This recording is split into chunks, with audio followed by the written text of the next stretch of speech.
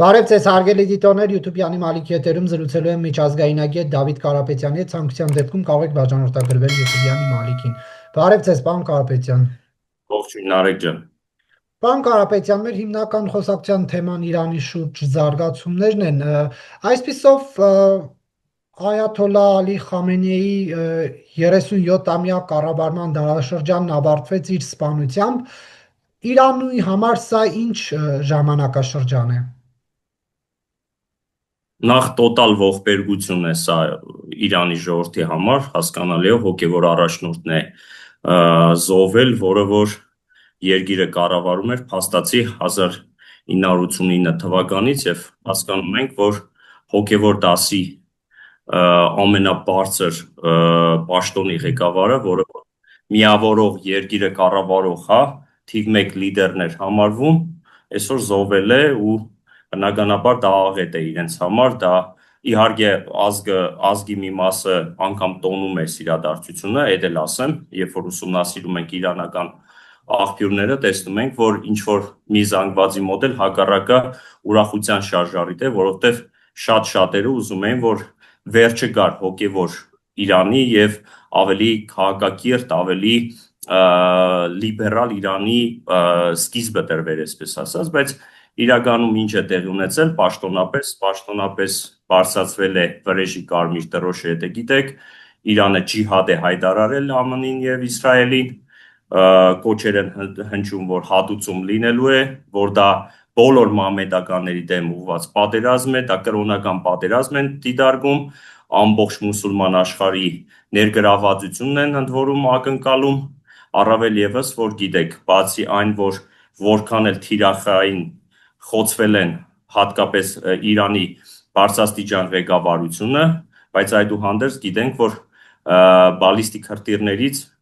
մեկ բալիստիկ հրթիռից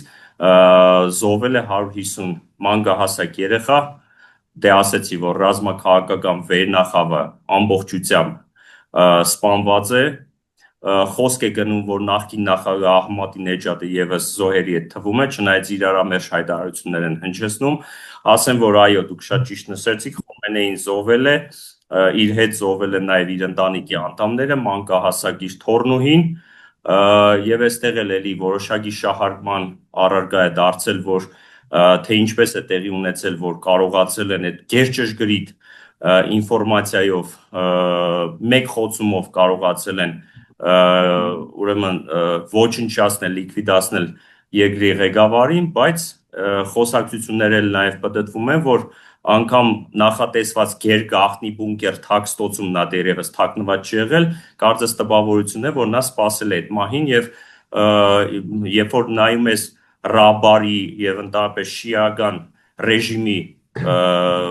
գաղափարախոսությանը, դա իրենց մոտ ինչ որտեղ նաեւ նորմալ է, որովհետեւ նրանք իրենցից հետո հետնորդներ ունեն, իրենց գործը շարունակողներն եւ կարծես տպավորություն է, որ նա սпасում էր սրան։ Դրա համար էլ արդեն իսկ ժամեր անց, եթե տեղյակ եք, նշանակվել է հոգևոր առաջնորդի տեղապահ, հատուկ շեշտում եմ տեղապահ, Այաթոլլա Ուլուզմա Սեյիդ Հուսեյն Բաշերին եւ եթե չեմ սխալվում, Ալի-Ռեզա Արաֆիի անունն են քննարկում։ Հիմա տեսնենք ընթացքում, թե ով կնշանակվի որպես գլխավոր հոգևոր առաջնորդ։ Գլոբալ Պարոն Կարապետյան, սա Իրանի հոգևոր իշխանության ավարտի սկիզբն է, թե այնուհանդերձ այնտեղ համակարգերն այնպես են ձևավորված, որ եթե անձինք փոխարինվում են, համակարգը շարունակում է գործել։ Եթե կհիշեք մեր նախորդ հարցազրույցի ժամանակ էլ ձերդ ունեցած, ես ասեցի, որ առաջնահերթ սա դիտարկվում է հոգևոր Իրանի վերացումը, որպես այդպեսին, եթե գլոբալ ձևակերպումը տանք, այո, այս պարագայում, այս օպերացիան, որը իսրայելական կողմը կոչում է Հուդայի Վահան, Միացյալ Նահանգները էպիկական կատաղություն, հենց ուղղված էր հոգևոր դասի տապալմանը եւ ընդհանրապես Իրանից որպես այդպեսին աշխարհիկ պետության ստեղծմանը։ Եվ այս մասով կարելի ասել, որ իրենց առաջ դրված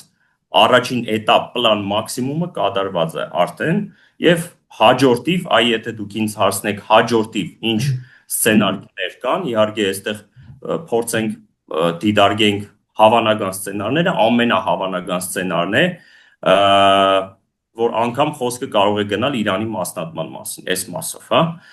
Եվ հենց այնպես չի, որ Թրամփը ասում է, որ մեր հարվածներից հետո դուրս եկեք, բնակչությանն է դիմում Իրանի ժողովրդին, դուրս եկեք տապալեք իշխանության, այնտեղ Ռեզա Փահլավին է իր հերթին նման հայտարարություններ հնչեցնում։ Րոպեներ առաջ ինֆորմացվա, որ նաև իրանական կողմը առաջարկել է նորից երկխոսության տարբերակը, Թրամփը դրա մասին բարձրաձայնեց մի քանի րոպե առաջ, եւ փաստացի ստացվում է, որ որքան էլ հիմա դերևս միջին եւ հեռահար բալիստիկ հրթիռներ են օգտագործվում, եթե տեղյակ եք 1 ժամ առաջ Աբրահամ Լինկոլն ավիակիրը, մինչև այդ Ջերարդ Ֆորդ ավիակիրի վրա հարվածներ էր եղել, ինչպես գիտեք, ընդհանրապես բոլոր այն երկրներում, հարակից երկրներում, որտեղ որ Միացյալ Նահանգների բազաներ կան, իրանական կողմը բալիստիկ հրթիռներով հարվածել է կամ զոհեր ամերիկական զինուժից, գիտենք, որ Հորմուզի նեղուցը փակված է միակողմանի, այսինքն կարողացել են փակել եւ այդտեղ, այսինքն մի նեղուց, որը որ ամբողջ աշխարհի 20-ից 25% նավթի, հա, տեղաշարժը, այսպես ասած, կանխում է։ Արդեն պարզա, ընդ որում այստեղ մի բան էլ ասեմ, որովհետեւ փորձում են հիմա իհարկե շատ ավելի շատ ռազմական փորձագետներն են փորձում այս հարցերին պատասխանեն, բայց իմ համեստ գիտելիքներով ասեմ, որ ի տարբերություն նախորդ 12 թե 14 օրվա պատերազմի, Իրանը այս պատերազմում կարծես առաջի էտապում ավելի լավ էր պատրաստվել եւ տպավորություններ, որ ահագին ուժեղ դիմադրություն եղավ, որքան էլ որ 48 ժամվա ընթացքում բազմաթիվ օբյեկտներ են ուրեմն լիկվիդացվել եւ առհասարակ ալո Լսում եմ ես հա եւ եթե տեղյակ եք Ֆատա կոչվող ծանր մարտագլխիկներով գերձայնային հրթիռներ են արձակվել, որոնք իրենց նշանակետին հասել են այս մասում։ Այսինքն բավականին լուրջ են պատրաստվել եւ այս մասով փորձագետները միաբերան պնդում են, որ այնուհանդերձ որքան էլ որ օպերացիան նշանակետով գնում է, բայց այդուհանդերձ իրանական կողմը բավականին լավ է պատրաստված։ Հիմա տեսնենք հաջորդ եթե լավ էր պատրաստված, իրենց թիվ 1 իշխանության ներկայացուցչին ինչու չկարողացան պաշտպանել։ Տեսեք, այդտեղ ես հանգեցնելու է խոսակցությունը դրան, որ եթե որքան էլ լավ է պատրաստված զուտ իր երկրի տարածքից դուրս նման նշանակետերի խոցելու տեսակետից, բայց ստացվում է սեփական երկրում, սեփական տարածքում իր բարձրաստիճան ղեկավարությունը չկարողացավ փրկել լիկվիդացումից։ Այսինքն հիմա կարող ենք ասել, որ հոբ համակարգը լավ չի գործել, կարող ենք ասել, որ որքան էլ որ Մոսադը գերազանց աշխատանք է կատարել այդ մասով, հետախուզական աշխատանքը իդեալական է եղել, բայց այդուհանդերձ դերևս այդ 5-րդ շարասյուն կոչված, հա, մարդիկ, որոնք որ տարբեր ինֆորմացիաներ են տրամադրել, այդուհանդերձ եղել է, որի արդյունքում ականատեսը դարձանք նման դաժան կուլմինացիայի։ Ամենայնտես իդեպ այս մասով ասեմ, որ երբ որ նայում ես նաև միջազգային մամուլը եւ ընդհանրապես հայտնի փորձագետների խոսույթները, այստեղ ես հատկապես ուզում եի իլրումն ասեի, որ հետևելով նաև ռուսական մամուլին, բավականին հետաքրքիր հայտարարությամբ հանդես եկել նաև Դուգինը, որը նախազգուշացրել է, որ Համենեից հետո հաջորդը Պուտինն է լինելու։ Եվ այստեղ բավականին լուրջ մտահոգության տեղ կա, մանավանդ այս էյֆորիկ ֆոնի վրա, իհարկե, բայց չի բացառվում, որ եթե Վենեսուելա, Իրան, հաջորդիվ իհարկե չի բացառվում, որ ավելի կարճաժամկետ առաջիկա պլանների մեջ մտնեն նաև Կուբան,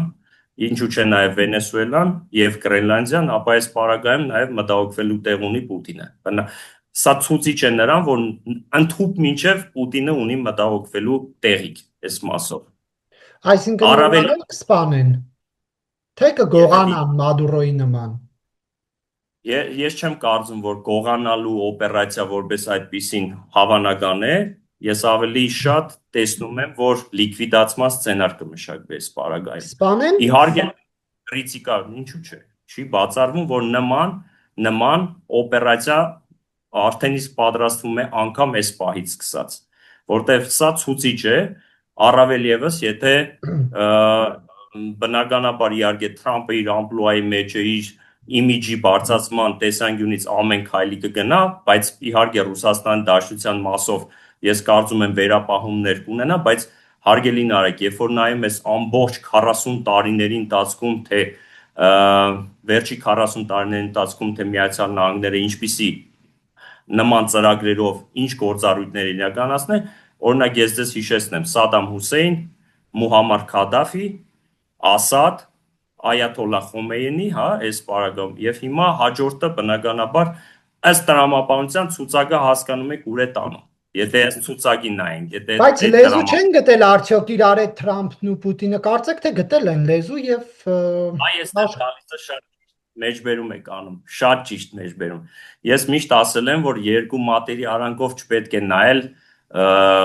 Ալյասկայի հայտնի հանդիպումը։ Ես ավելի քան վստահ եմ, որ աշխարհաբաժանման եւ ընդհանրապես դիրքավորման ազդեցության գոտիների տեսանկյունից այդտեղ հետկուլիսային պայմանավորվածություններ։ Ավելի քան վստահ եմ։ Եվ այս ամեն ինչը ես կարծում եմ, որ ինչ որ բանի սցենար է։ Ինչ որ բանի սցենար է, բնականաբար սա ես այս օրինակը նախորդ ինչու բերեցի, հա,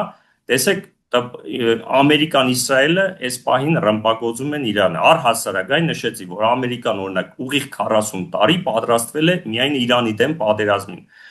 ասենք առաջի հայացքից թվում է, թե տարեկան $1 տրիլիոն գերազանցող ռազմական բյուջե ունեցող երկիր ինչու պետք է 40 տարի օրինակ պատրաստվեր մի երկրի դեմ պատերազմին, որը 1000 անգամ ավելի կարողություններով քիչ է, բայց նրանք հասկանում են, չէ, որ դա ժամանակատար աշխատանք է եւ շատ դեպքերում իմ վերլուծությունը տանում է նրան, որ այս պատերազմը ոչ այնքան Իրանի դեմ էր, որքան այս պահին դեմոնստրացվում էր եւ ընդհանրապես դա ուղղված էր Չինաստանի դեմ,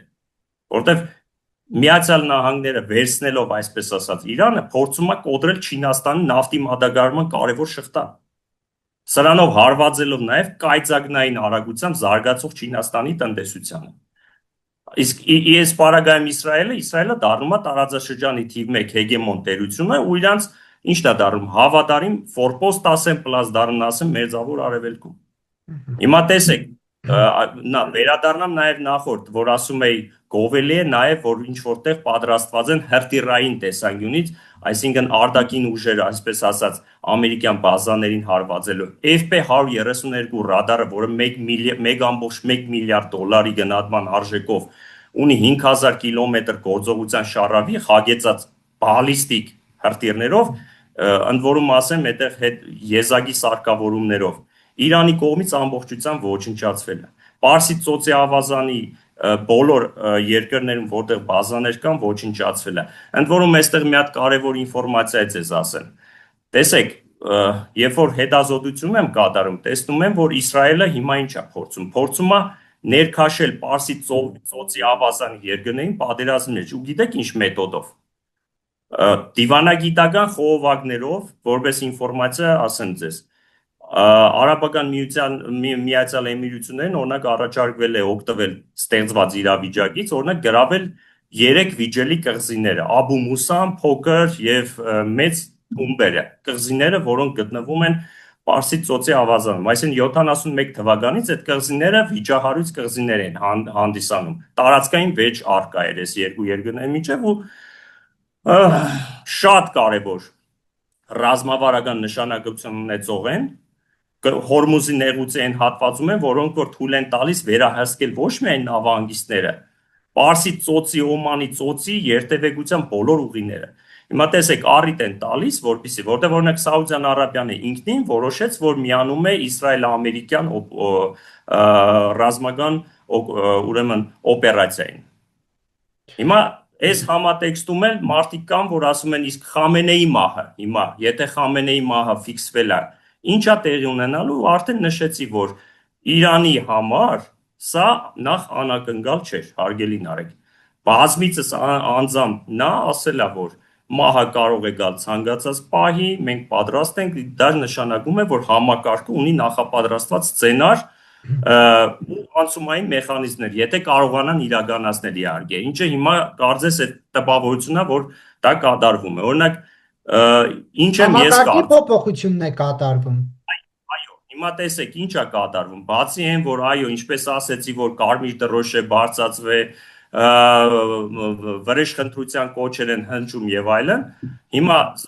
տեսեք ինչ են անում, հեղափոխական գվարդիան Փեզեշքյանի գլխավորությամբ փորձում է ստեղծված իրավիճակը պահել,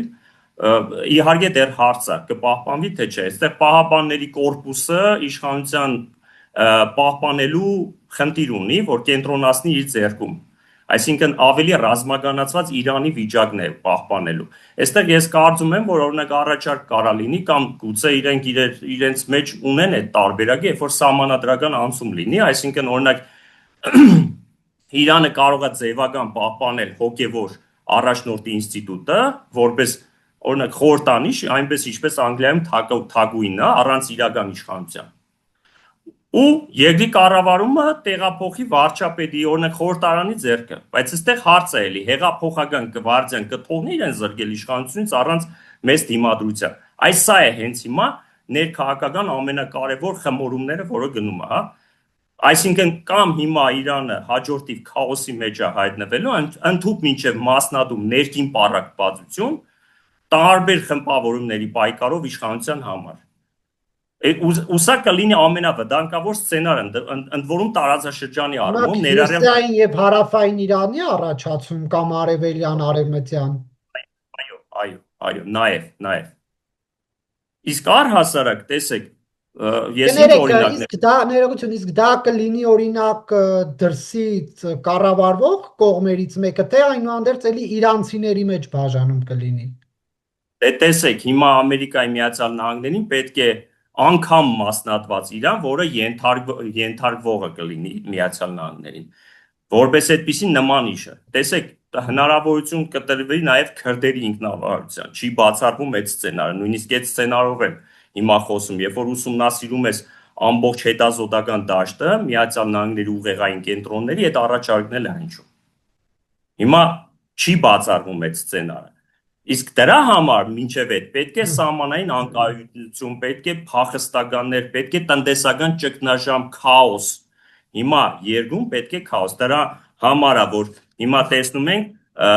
Ռեզա Փալավին այդպես կոչեր է անում, Թրամփը հենց այնպես կոչեր չի անում, որ այ հենց հարվածներից հետո հարգելի իրանցի քաջարի ժողովուրդ դուրս եկեք, տապալեք իշխանությունը։ Եվ հենց հիմա Փեզեշքյանին, այս ժողովրդական լեզվով ասած, վիզ դրած փորձում է իր հեղափոխական գվարդիայով, փորձում է պահապանների կորպուսի հետ համաձայնությունները պահելով երկիրը պահել, անունը դնելով իհարկե, որ փրկում է երկիրը։ Բայց տեսեք, այդուհանդերձ այդ հոգևոր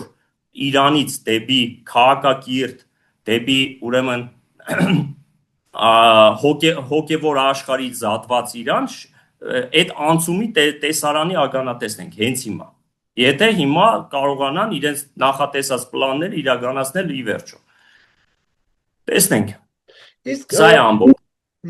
Իսկ այդ կարմիր դրոշի բարձրացումը վրեժ լուծելու մասին հայտարարությունները, օրինակ Իրան ինչ հնարավորություն ունի Ամերիկայից կարողանալու է վրեժ լուծել, ինչպես է լուծելու, չի կարողանալու, չէ, հրթիռներ հասցնել Վաշինգտոն։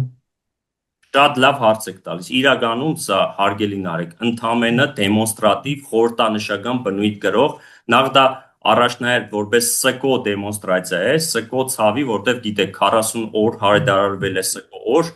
եւ նախ դա դրա խորհրդանիշն է եւ ընդհանրապես նման դրոշ բարձրացնելուց դա համարվում է մամեդականների կրոնական պատերազմը, բոլոր մամեդականների ընդ որում դա կոչա նաև բոլոր այլ, այսինքն անպայման չի Իրանի ժողովրդի, բոլոր առհասարակ։ Հիմա այդ կոչին ովքեր կմիանան, հարց է, որովհետև հարևան երկրները, որոնք անգամ Իրանի հետ ունեն բարեդրացիական, եղբայրական, անգամ դաշնակցային հարաբերություններ, այս պահին ձեռնպահ են մնում։ Հարաբերջ ոչ մի արձագանք չէ տալիս, լավագույն դեպքում ցավակցական խոսքերով են սահմանափակում։ Այնպես ինչպես Ռուսաստանի Դաշնությունը, որը համարվում է իրենց ռազմաստրատեգիական դաշնակիցը, այնպես ինչպես Չինաստանը այս պահին։ Ընդ որում, երբ որ օրեր առաջ, երբ որ Ջորջ Բուշ ավիակիրը ժամանում էր Արաբական ծովի ջրերում մեր սահմանակից այդ ցամաքային Իրանին, երբ որ ավիակիրներից Աբրահամ Լինկոլնը միջերական ծով էր հասել, երբ որ Ջերարդ Ֆորդը ամբողջությամբ այն տարածաշրջանում էր, իրենք համատեղ զորավարժություն էին անում ջրային գոտիներ անվտանգության գոտի 2026-ը, որը նախատեսում էր, որ ջրային պաշտպանություն պետք է լինի համատեղ, ելնելով իրենց միջպետական պայմանագրերից, բայց այսօր դա առ ոչինչ էր։ Ստացվում է տվյալ դեպքում, եթե իրական գնահատական ենք տալիս, դա առ ոչինչ էր։ Հիմա Իրանի ժողովրդի որոշման արդյունքն է լինելու, թե արդյոք նրանք կհանձնվեն, իշխանափոխություն կլինի, թե կպայքարեն, կշարունակեն պայքարը։ Համենայն դեպս հենց հիմա մենք խոսում ենք, բայց էլի Քատարի, Բահրեյնի, Սաուդյան Արաբիայի, Հորդանանի, Դուբայի, Արաբական Էմիրության Նահանգների, Էմիրատների, Դուբայի, Աբու Դաբի, բոլոր ուրեմն ամերիկյան բազաները այս պահին էլի ռմբակոծվում են։ Սա նշանակում է, որ նրանք այդուհանդերձ շարունակելու են պատերազմը, այսինքն այս պահին, այս րոպեական իշխանությունները շարունակում են պատերազմը։ Եվ այս պատերազմական իրավիճակը արդյոք չտվեց այն հարցի պատասխանը, որ ասում էին այդ ճանապարհ եք բացում, հաշվի առեք Իրանի շահերը, Իրանին ներգրավեք, Չինաստանին ներգրավեք։ Այստեղ ակնհայտ էր, որ Ամերիկայի եւ Իրանի մեջ կար այդ տարաձայնությունը, հիմա Հայաստանն էլ պետք է մաս դառնար։ Շատերը նաև առաջարկում էին, որ հենց անվերապահորեն պետք է օգտագործվի եւ գործարկվի Ռուսաստան, Հայաստան, Իրան այդ որպես ընդհանուր գոտի, մեկ գոտի, մեկ դաշնակցային, այսպես պլատֆորմ վիճակը, որը ցույց տվեց, որ կենսունակ չի կարող լինել։ Ամենահամեստ ձևակերպումն եմ հիմա ասում։ Եվ այս մասով այո, շատ հակասական բաներ կա, ընդհուպ միջև են, որ այո, դուք շատ ճիշտ նշում արեցիք, որ այս պարագայում օրինակ հիմա մի շարք երկրներ պետք է վերստին իրենց վարքագիծը փոխեն ու հասկանան, թե ընդհանրապես ինչպիսի վարքագծով պետք է հանդես գան։ Հիմա այս մասով էլ Հայաստանն է, չէ, ունի իր տնային աշխատանքը, այսպես ասած, ընդհանրապես մոտեցումները։ Բայց այդուհանդերձ ես ասացի, եթե հանկարծ հասնի նրան, որ սահմանային անկայունություն լինի, փախստականներ ու առավել եւս Իրանում հասունանա տնտեսական ճգնաժամ, առավել եւս որ մարդիկ էգզիստենցիալ վտանգից ելնելով փորձեն փախնել հարևան երկրներ, այդ թվում Հայաստանը։ Ու եթե սա շարունակական բնույթ ու ավելի գլոբալ, ավելի պատերազմական իրավիճակի փուլ անցնի, որտեղ ելի եմ կրկնում, այս պահին առաջին էտապի պլան մաքսիմումը կատարված է։ Հաջորդը, ասել եմ, տնտեսական ճգնաժամ կարա լինի, իսկ ամենահեռահար նպատակը լինի Իրանի մասնատում։ Այդ ժամանակ կլինի տոտալ վերահսկողությունից դուրս վիճակ, երբ որ անգամ մեր հայրենագիցները Իրանի ժողովուրդը պարզ է պետք է հարևան երկրներում փորձեն պատասպարվել էգզիստենցիալ վտանգից խուսափելու համար։ Ադրբեջանի հետ համակային սահմանը կարծեմ փակ է։ Հարգելի Նարեկ, այո, փակ է ու այստեղ անգամ ես ասեմ, որ քննարկման առարկա է դարձել, որ Հայաստանը անունը տնենք, չգիտեմ, հումանիզմի դրսևորում, իրավիճակում, չգիտեմ, ճիշտ դիվանագիտություն ասեմ ինչ, ամենայն դեպս, որ տարբերակներ են քննարկվում, որ այս պարագայում Հայաստանը լինի միջնորդ տրանզիտ կոտին, որը որ կապահովի Նախիջևան, Ադրբեջան, ադրբեջանցի քաղաքացիների տեղաշարժի, այսպես միջնորդային կարգավիճակը։ Հիմա դա է քննարկվում, որտեղ այո, շատ ճիշտ եք նշում, այդ ճանապարհը հիմա չի գործում, այս պահին չի գործում։ Ընդ որում հստակ չկա տրված, թե ինչ ժամկետներով չի գործելու։ Իսկ դա բնականաբար խնդիր է։ Հիմա Նախիջևանի Ադրբեջանի բնակչությունը Ադրբեջան հասնելու համար օդային տարբերակով պետք է գնան կամ Բաքու կամ Թուրքիա, Վրաստան, Ադրբեջան, որը բավականին երկար ճանապարհ է։ Դե սա կարագացնի է ճանապարհների բացման գործընթացը։ Գիտեք, սա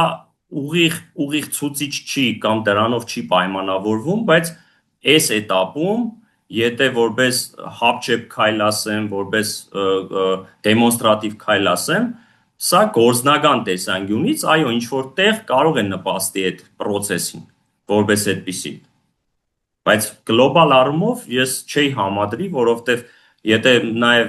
թրիպի մասով եք ասում, դա բավականին երկար ժամանակ պահանջող process է, այնտեղ ոչ մի բան դեռ կառուցված չէ, առհասարակ այդ մասով մենք չենք կարող համադրել։ Այդ զուգահեռը ձեր ասած այս պահին տեղին չի։ Այս պահին ուրիշ բան, որ Հայաստանը ճանապարհներ լավագույն դեպքում օրինակ տրամադրի Ադրբեջանի քաղաքացիներին ավելի արագ հասանելիություն ունենա ցամաքային արևմտյան Ադրբեջանից Նախիջևան եւ հակառակ։ Եվ կա մտավախություն, որ տարածաշրջանի այս լարվածությունը նաև հայ-ադրբեջանական առումով ինչ-որ խնդիրներ կառաջացնի, թե չէ։ Չեմ կարծում, որովհետև տեսեք, հիմնական դերակատարը ով է, Միացյալ Նահանգները։ Միացյալ Նահանգներն է այս խնդիրը առաջացրել, Միացյալ Նահանգներն է վերահսկում եւ ընդհանրապես մենք էլ գիտենք, որ այս պահի դրությամբ կա մի հատ ստատուս քվո, այսպես ասած, երբ որ հայ-ադրբեջանական հագամարտության երաշխավորը այս պահին եւ պատերազմի չլինելիությունը ուղիղ կապվում է Դոնալդ Թրամփ անձի հետ։ Հետևաբար ես չեմ կարծում, որ խաղաղության ոգու համահունչ այս իրավիճակում հանկարծ փորձի Ադրբեջանը իր էքսպանսիոնիստական, իր ծավալապաշտական նպատակներ իրականացնի, որքան էլ պատե առիթ է ինչ որտեղ նաև իրենց համար։ Չեմ կարծում, չէ, մինիմալ է պատերազմի օկուպացիայի հավանականությունը այս պահին, չեմ պայմանավորեցնում։ Եվ եթե կան փախստականներ Իրանից, հա, չգիտեմ, միլիոններով, եթե առնվազն գոնե 1-2 միլիոն գա, դա մեր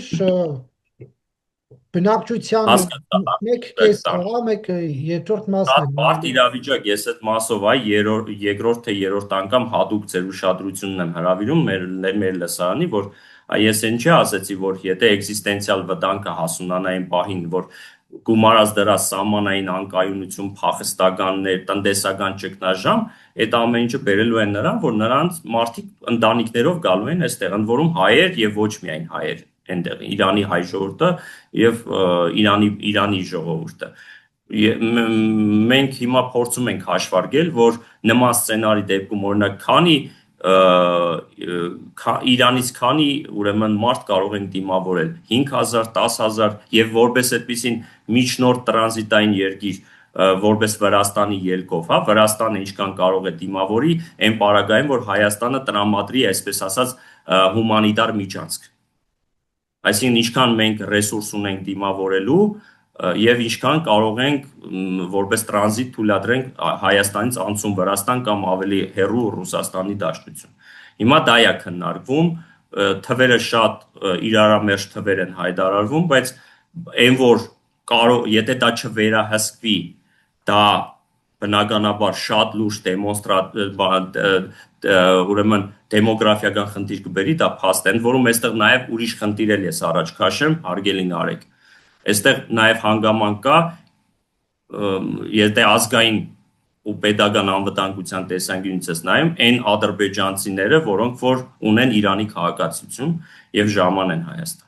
Այդ մասին էլ չպետք է մոռանալ։ Իդեպ ասեմ, այստեղ այսօր քննարկում են նաև այն հանգամանքը, հիմա ինչ որ ասեմ, դա է չի բացառվում, որ եթե այդ տրամաբանության մեջ օրինակ ինձ հարց էին ուղղում, թե արդյոք եթե օրինակ այս պահին Թրամփ թրիպի միջանցքը, հա, որպես այդպեսին լիներ, գուցե եւ մի նշանակետ էլ դա դառնար, հա, որպես այդպեսին, այնպես ինչպես Պարսից ծոցի ավազանի բոլոր ամերիկյան ռազմաբազաները, ես ոչ թե բացառեցի, ասեցի, որ եթե ռազմական կոմպոնենտ դիտարկվեր այդտեղ եւ գետ 1 ամերիկացի զինվոր տեսնեին, գուցե հավանականությունը մեծ լիներ։ Բայց այս պարագայում մենք այդ ռիսկերը չունենք, որովհետեւ հիմա դա դարձել է ինչ որտեղ նաև շահարկման առարկա, այս պահին հիմա մամուլում անգամ